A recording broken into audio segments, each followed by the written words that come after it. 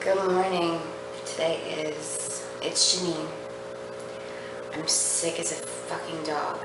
Today is Friday. Oh, kitty cat. Oh, sorry. Today is October 28th, Friday.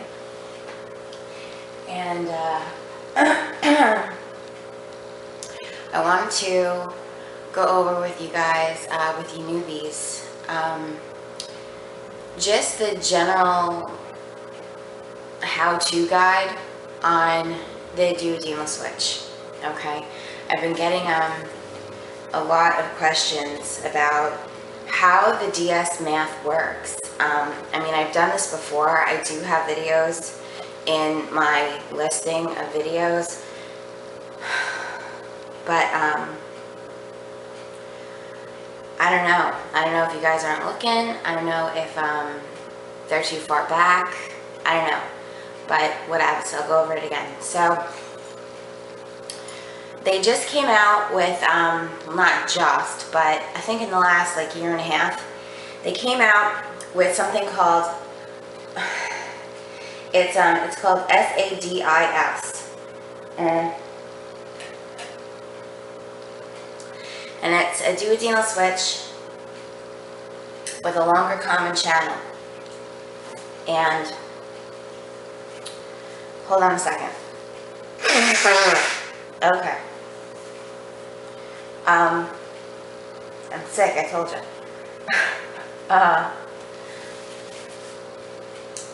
What I'm going to say in this video does not apply to that one. Okay? The SADIS method has a common channel averaging 250 centimeters. My duodenal switch and the duodenal switch that I'm addressing averages a common channel of about 100 to 125 centimeters. Okay? So, in the SADIS one, you're going to absorb a lot more. You're going to have an opportunity to absorb a lot more food and calories. So the numbers I'm going to spit out at you are going to be off. So disregard what I'm saying. But for the rest of you, keep watching. Now, duodenal switch. You get what's called the common channel. Okay? What is the duodenal switch? Okay? Let's go over that. You can easily Google this shit. Easily. Alright? But I've actually been getting a couple of messages on Facebook where I've been asked, what is it and how is it done? I don't know why people are not Googling this and looking at pictures, because you can stare at it for hours if you want to and figure it out yourself, but I'll walk you through it. Basically, you have a stomach, a small intestine leading into a large intestine. Okay? For a stomach, they hook you up with a VSG. Alright, so your stomach goes into the shape of a banana. You keep your caloric valve. Then they go into your small intestines and they trim your small intestines into, they basically split it up into two things. One is called a alimentary limb. The other one is called a biliopancreatic limb. Hold on. Excuse me. The biliopancreatic limb doesn't do much. It just kind of hangs around. Okay? It's alive in there. It's not like dead or anything. Okay? It doesn't go necrotic. It just hangs around and produces fluid or gastro juice to help your body digest. Okay? The alimentary limb is connected from the bottom of your stomach where your caloric valve is and goes down into the common channel. Common channel is where your large intestine is, and that's where all of your food has an opportunity to be absorbed, okay? The length of your common channel is what the shock collar is going to be to how much you can lose. All right, if it's going to be a 75 centimeter, which I have known women who have had only a 75 centimeter common channel, and they lost a lot of weight, but they were also extremely morbidly obese. So their doctor went ape shit on them. You know, I think mine is a 125, you know, or the status method, which is 250. Okay, so common channel will be the shock collar. And then of course it goes out your rectum and into the potty. So having said that, that's how it works. All right. In general, it's going to be between, the common channel is going to be between 100 and 125 centimeters. Now, that we've got that laid out, let's go into math, okay? Because based on that math, I have to explain to you, or excuse me, based on that length, I have to explain to you the math that goes into how much you will be malabsorbing. So, I'm sorry.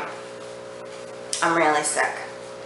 So, basically, food is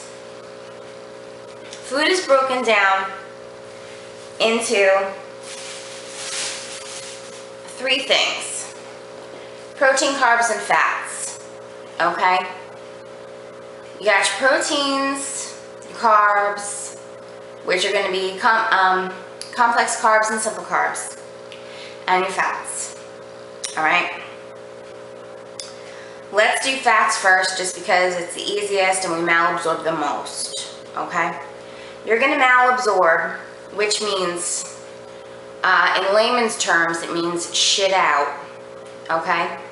You're going to malabsorb 80% of your fat, which means you're going to absorb 20% of your fat.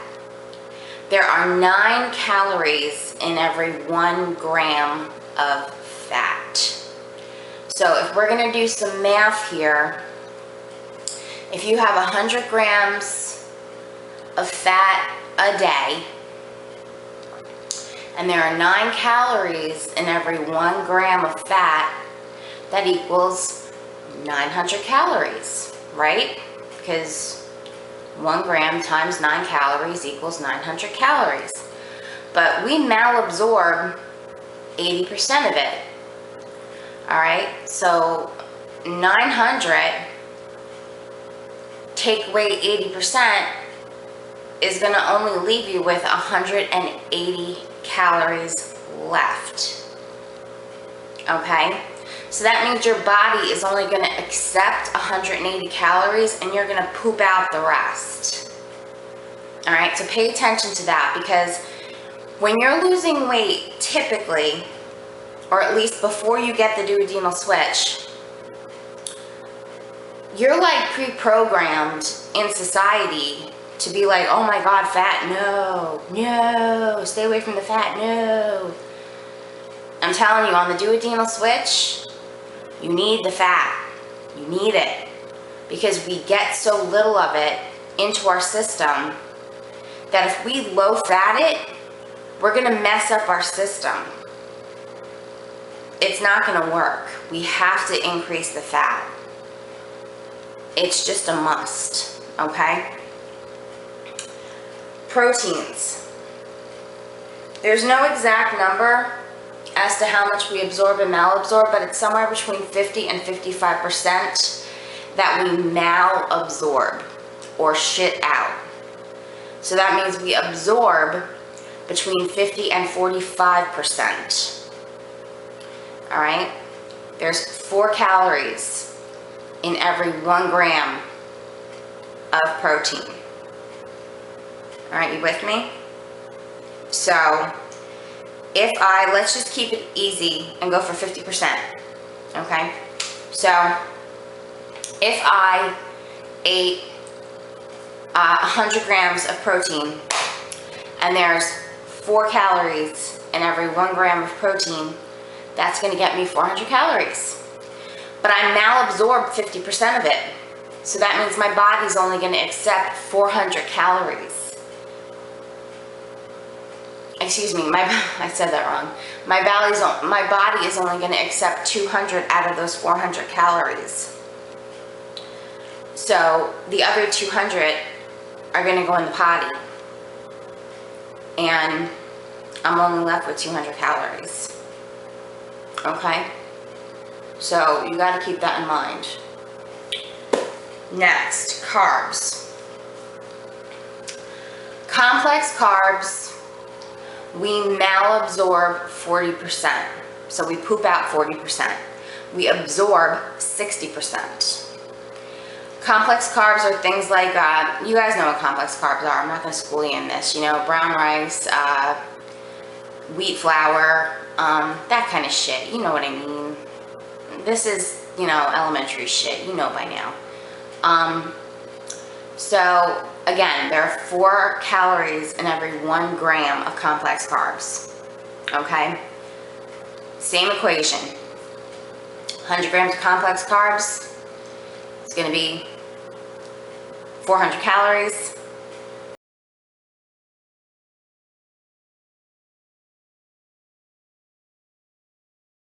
Same thing. Simple sugars. We start absorbing simple sugars on our tongue. We will not malabsorb any simple sugars. Every single gram of simple sugar that goes in our body, we will be absorbing.